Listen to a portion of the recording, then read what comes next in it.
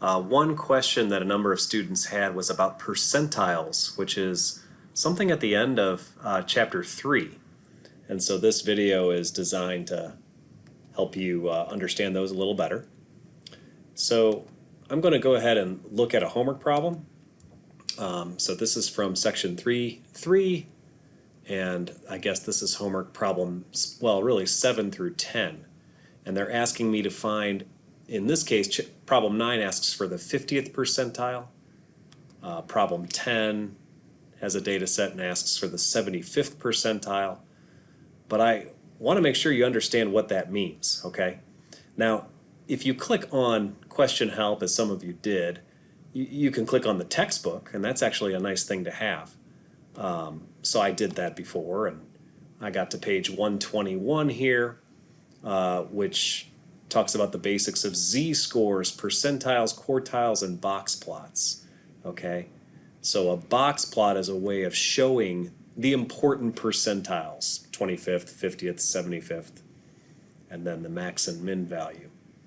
But anyways, let's go ahead and look at this. And now I actually want to move forward to page 124 because they have a little checklist which kind of talks you through how to do this, how to compute percentiles, okay? So they give the definition on page 123, and then on page 124 there's an example for how to find a percentile. But the problem we're doing is we want to find the data value that corresponds to a given percentile. So that's what's happening, not in example 3, but really example 4, which happens on page 126. And they even give me this figure 3.7 kind of a checklist, which I can kind of walk you through maybe, so that you can understand exactly what's going on. So we want to convert a percentile to a data value, right? So that's the game. So back to the homework, here are 50 different cell phone radiation levels in problem 27.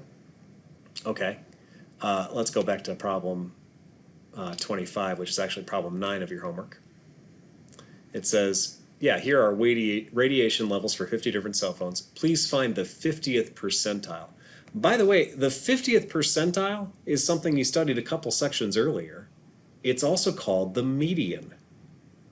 You see, the 50th percentile is the data value such that 50% of the data points are below that value, and therefore 50% would also be above that value.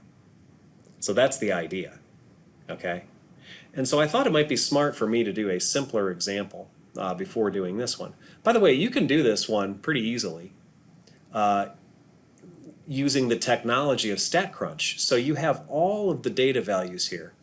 And this little icon up here on the right, if you click that, it will copy the table, and now you have a choices, right?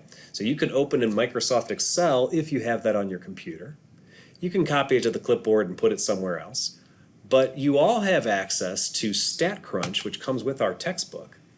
And so this is a spreadsheet. And so I clicked, hey, open that. And here it is. Here is all the data in order.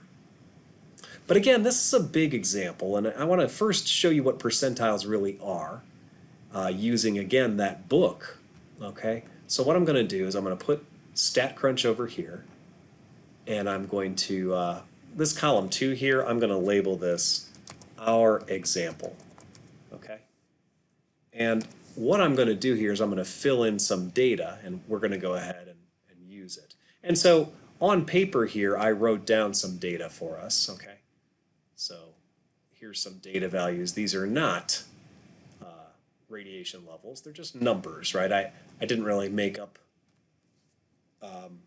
any meaning here, but I have the data written here, and I'm supposed to find the 50th percentile. Well, it's kind of like finding the median. How would you find the median? Well, the first thing you would need to do is you would need to sort the data, and we need to do that, okay? Actually, if you look over to the left, you'll notice that when we loaded the data into StatCrunch, it did sort it from least to greatest. But see, when you have raw data, so my example, that doesn't always happen. Here, I need to make sure I can see those numbers. Okay, so let's plug in a 2, a 3, an 8, a 2, a 5, a 7, a 6, and a 1. I don't know what these represent. But StatCrunch has the ability to work with data very nicely. So I'm going to go ahead and do that. Let's see, where it says data here, I'll click on the data menu. And down here it says I can sort. I want to sort that column.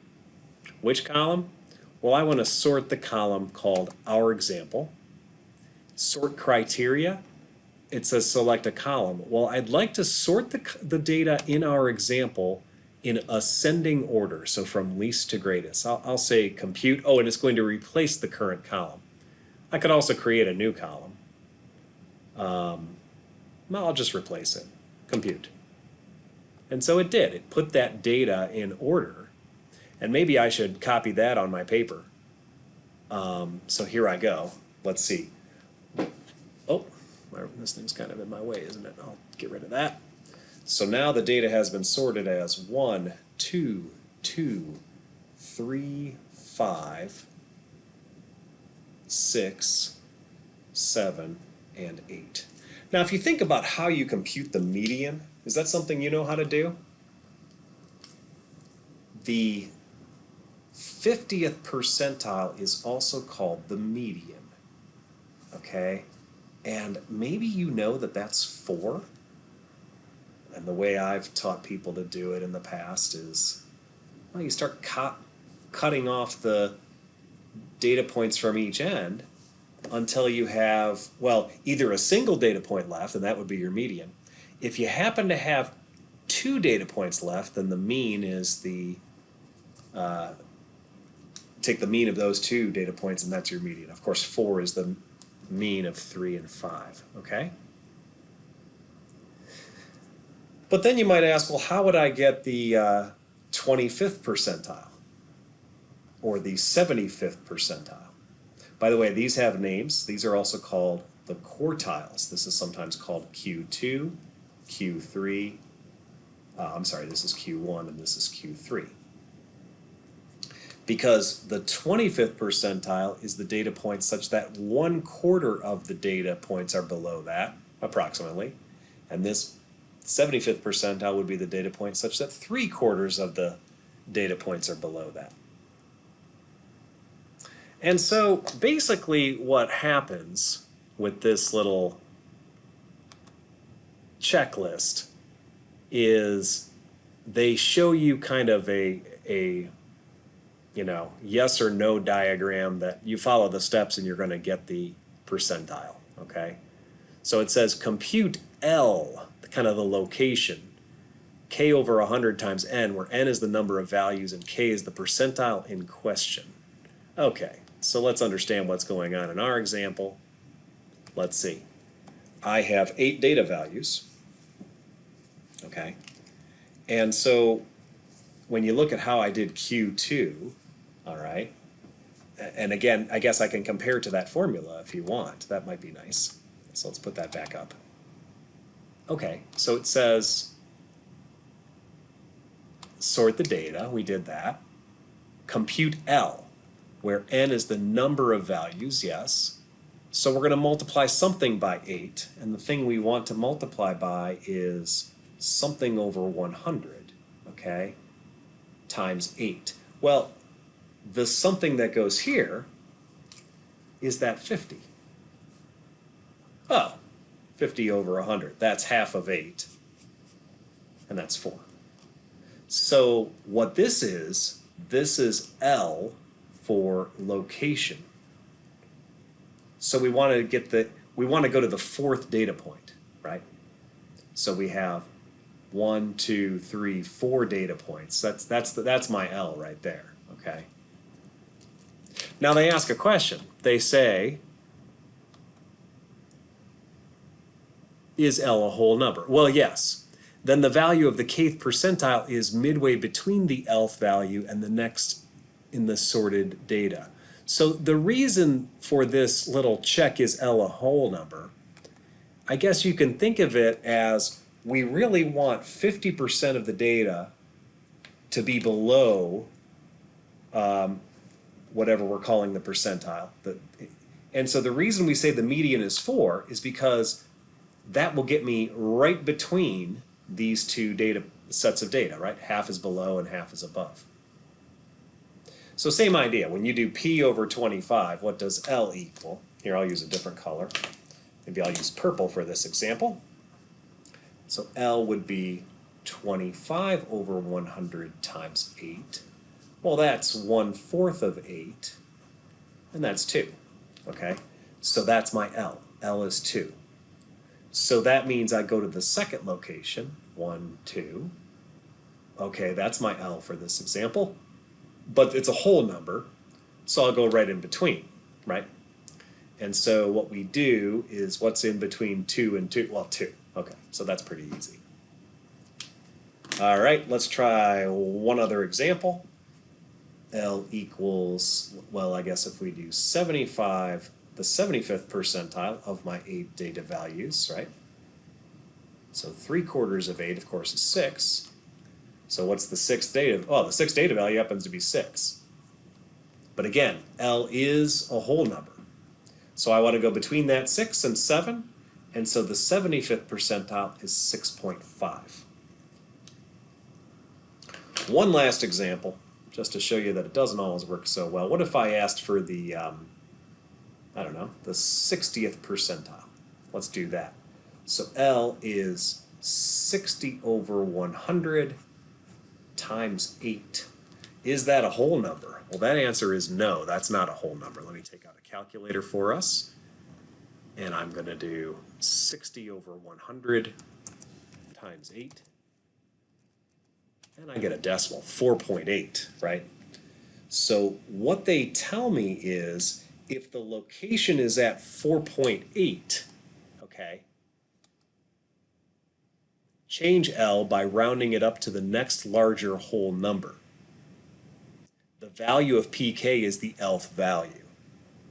Okay, so we always want to round up. So this 4.8, of course, would round up to 5. Even if you had 4.1, you would round up when you're dealing with percentiles because we want 60% of the data to be below us, all right? So if I go to the 5th data value, let's see, 1, 2, 3, 4, 5, okay? So this will be the 60th percentile. And you might say, well, wait a minute. Only 50% of the data is below that point. Well, I guess you're right. If you were to put 62.5 in here, then this would equal 5. Then you would go between 5 and 6. But we don't do that. Now, when it comes right down to it, I'm not so concerned with the computation. I'm more concerned with understanding what it means. This says that 75% of the data is below 6.5 of the data points. This says that 50% of the data points are below 4. And you can see that, okay? Of course, all this kind of calculation is good for understanding, but when it comes right down to it, we want to use technology to help us with calculations.